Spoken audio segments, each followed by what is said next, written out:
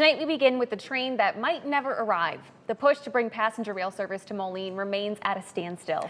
That's right. After more than a decade of discussion and millions of dollars allocated to this project, Moline city leaders gathered this morning to say they still support Amtrak service making its way to the Quad Cities.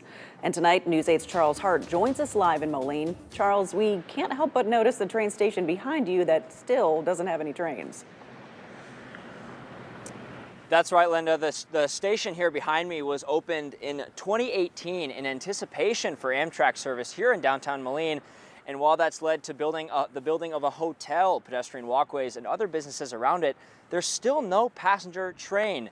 Now, more than a decade later, officials say there's still one body standing in the way. All aboard. Lower level? But not in the near future. I wish that I could tell my community that we have a deal. A deal that's been off track since 2008. This project is even further out of reach or off of an appropriate timeline for our city. Moline Mayor Sangeetha Rayapati said in a Monday press conference there's promises that haven't been kept. The Iowa Interstate Railroad appears more interested in corporate welfare and someone else paying the bill for their track improvements than in being a good partner and bringing passenger rail to Moline.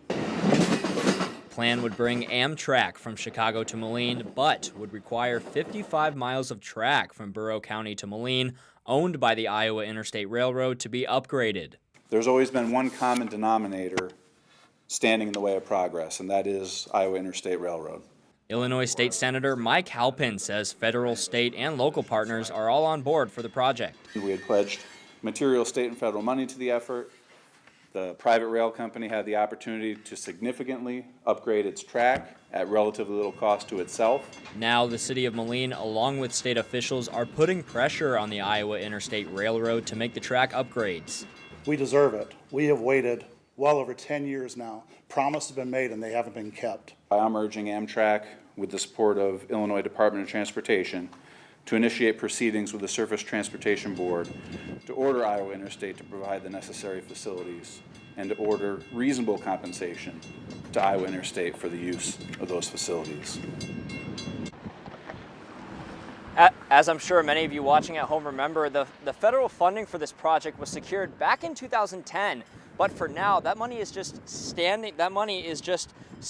there. And as far as what's next, it is a waiting game until the Iowa Interstate Railroad agrees to upgrade those tracks. But as Senator Halpin told me, there is one card local and state leaders can pull. Federal law says Amtrak can ask for those tracks to be made ready. In the meanwhile, officials say they will continue that push to get this project back on track. For now, live in Moline, Charles Hart, WQAD News 8. All right, thank you, Charles. Meanwhile, the Illinois Department of Transportation and the railroad have not responded to requests for comment as far as how much the track upgrades will cost. The Iowa Interstate Railroad is owned by the Pennsylvania-based company Railroad Development Corporation.